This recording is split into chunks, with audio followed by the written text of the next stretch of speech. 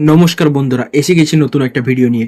KKR versus এসআরএচ ম্যাচে কেমন হবে প্লেইং 11, পিচ কেমন হতে চলেছে, কি ম্যাচ আপ কোনগুলো, কেকেআর কে জিততে গেলে কি করতে হবে সব জানবো আজকের এই ভিডিওতে।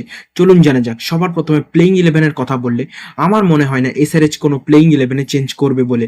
কোনো ম্যানেজমেন্টই শুধু একটা ম্যাচের ভিত্তিতে কোনো প্লেয়ারকে বাদ দেয় না, বিশেষ করে আইপিএল এর একদম শুরুর দিকে। তাই মনে হয় না এসআরএচ কোনো চেঞ্জ করবে বলে।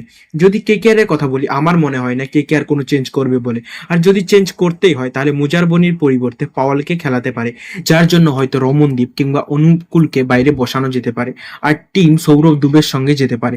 যদিও এটার হবার চান্স খুবই কম, তাও বলে রাখলাম যে চেঞ্জ হলে এই ধরনের চেঞ্জ হতে পারে। যদি পিচের কথা বলি, এই পিচটা New Zealand versus South Africa semifinal যেই পিচে খেলা হয়েছিল সেই পিচই হতে চলেছে।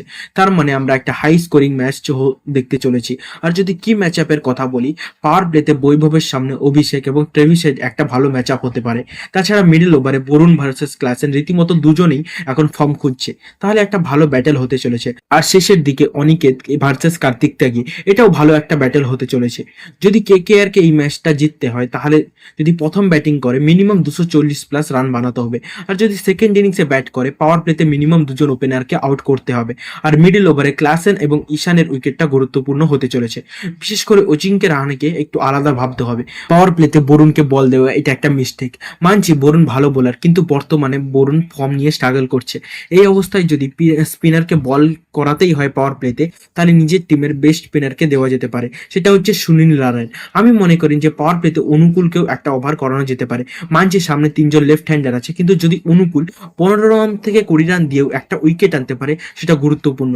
আর শেষ বছর আমরা দেখেছি যে দিল্লি ম্যাচে অভিষেক পটেলের সামনে বল করতে এসে একটা বাউন্ডারি খেয়েছিল, কিন্তু তার উইকেটটাও নিয়েছিল। কারণ দুটি টিমে তাদের আইপিএল এর শুরুর ম্যাচ হারের সঙ্গে শুরু করেছে। তাই কেকেআর কে কালকের ম্যাচটা কিভাবে হলেও জিততে হবে।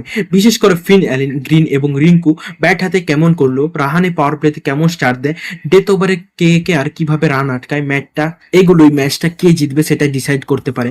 আশা করছি কেকেআর ম্যাচটা জিতবে। তোমাদের কি মনে হয় কেকেআর কোনো চেঞ্জ করবে কিনা? আজকের ভিডিওটা এখানেই শেষ করলাম। ধন্যবাদ।